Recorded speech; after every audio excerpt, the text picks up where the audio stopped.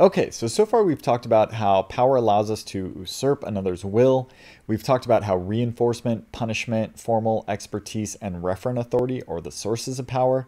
The next thing we'll talk about is how power has a strong social impact.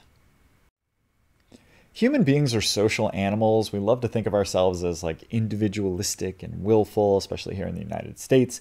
But in reality, we're social animals, and there is a social hierarchy in human relations. And we like that. We actually feel comfortable when there is a clear hierarchy.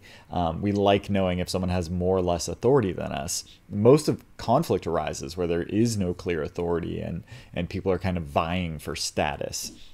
So we're these social animals that are very aware of hierarchy, and we treat people with power differently than we treat people without power. There's a social impact that power has on us.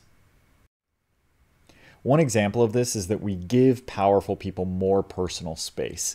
If you've ever been in a situation where you're going to introduce yourself to someone who, has a lot of power or authority, or a celebrity or pseudo-celebrity or something like that, and you're going up to this person to introduce yourself, and you're a little bit nervous, you'll notice, I'll notice a lot of times I go to shake their hand, and I end up having to lean forward, just ridiculously, because I've stood so far away from this person because I'm giving them a ton of personal space because they're this person of authority or power.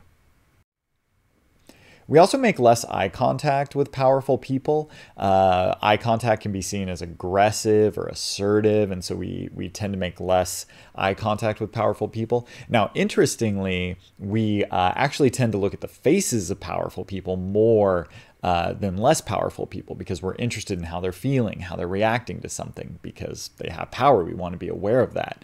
But you'll notice if you're ever looking at someone that has power or authority over you and they turn and look at you, you'll break eye contact pretty quickly, because we don't want to be seen as assertive or aggressive to people with authority over us. We're also sensitive to the moods of powerful people. So the reason that we're scanning powerful people's faces is because we want to know how they're reacting to things emotionally, intellectually. Their emotions, their moods have a really powerful impact on us, right? If your supervisor is having a bad day, you're having a bad day. And so we're very sensitive to the moods of people with authority or power over us. We let powerful people control the conversation. They get to decide when the conversation begins, what the topic is, when the conversation ends. Sometimes we get in these kind of ridiculous email back and forth with people that have authority over us, and they're like, okay, thanks for the help. And you're like, sure thing, no problem. And they're like, it was my pleasure. And you're like, no, it was my pleasure. And you keep going back and forth, back and forth. And the reason why is because if you feel like they have authority over you, you want to give them the opportunity to end the conversation. And in the conversation, in this case, means not replying, that they're the one who's chosen not to re-engage. And so we want to give people with authority that opportunity. And so sometimes we get in these kind of ridiculous one-liner back and forths, especially if authority isn't clear, if we're trying to be very polite. So powerful people control when the conversation begins, what the topic is, and when it ends. And of course, because they have a very powerful impact on mood, they often set the emotional tone for conversations. We laugh at powerful people's jokes. It's a natural thing. And oftentimes you can notice yourself doing it, right? You're like, oh God, why am I laughing so loud at such a bad joke? And it's a sign of deference almost, or it establishes the social hierarchy. And actually most humor that you see go on in organizational settings is this type of humor where, the supervisor makes a really cheesy joke, and everyone kind of has to laugh at it because he's the supervisor, she's the supervisor. We let powerful people win, and let is a weird word because we actually get psychologically intimidated when we're competing against people that are in a position of authority over us, that it actually kind of flummoxes us. We don't feel like we should be able to win against someone that has authority over us. So oftentimes when we're competing with people that are perceived as more powerful than us, it actually negatively impacts our performance because we want to give deference to them. It's like we want to let them win. Okay, so here's a really weird phenomenon. This is almost certainly happened to you, but you may have never talked about it with anyone during your entire life.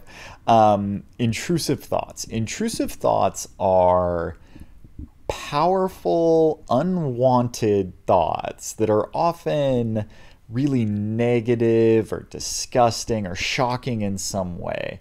And you don't want to be experiencing this thought, but it's like calling out to you, usually in situations where we're anxious or nervous. And we have these intrusive thoughts around powerful people. So I know I'm leaning on the Al Gore experience a lot during this course, but when I met Al Gore, like I was waiting to meet him, and in my head I was like, oh man, don't punch him. Like if you punch him, that's going to be really bad. Like Secret Service might shoot you. You're definitely gonna get fired. You're never going to work again. Like don't punch Al Gore. And I'm like, why would I even think that? Of course I'm not going to punch him. And then, as I get closer and closer to him, there's this like image in my head of me punching him in the face. And I'm just like in my own head going like, don't punch him, dude, don't punch him. And that is an intrusive thought. I didn't want that thought, but we have these intrusive thoughts when we're nervous. There are lots and lots of examples of these. Whenever I'm having like an important business dinner, I'm like, oh man, what would happen if I just like spit out all my food right now? That would be really bad. So those are examples of intrusive thoughts. They're unwanted, they're unpleasant, they're a result of anxiety, and we often have them around people that have authority over us because we're like really worried about making a social faux pas or a mistake. This one I think is really interesting. We almost exclusively lie to people that have power over us. Why am I going to lie to someone if they don't have any power over me? If they can't influence my life in any way, why am I going to lie to them? We lie almost exclusively to people that have some sort of power over us.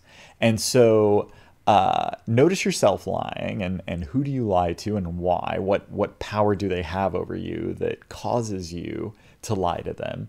And then also pay attention to what people lie to you about, and especially what your supervisor lies to you about. Because if your supervisor is lying to you about something, it's exposing a vulnerability of theirs, right? They're hiding this from you because they're scared of some reaction from you. They're scared of something that you're going to do. You have some power or leverage over them. What is that? Why are they lying to you about this thing? What are they scared of you doing, and why? That's often a very useful thing to think about if you're trying to present a strong front in a business situation. Is why is this person lying to me? What are they scared of?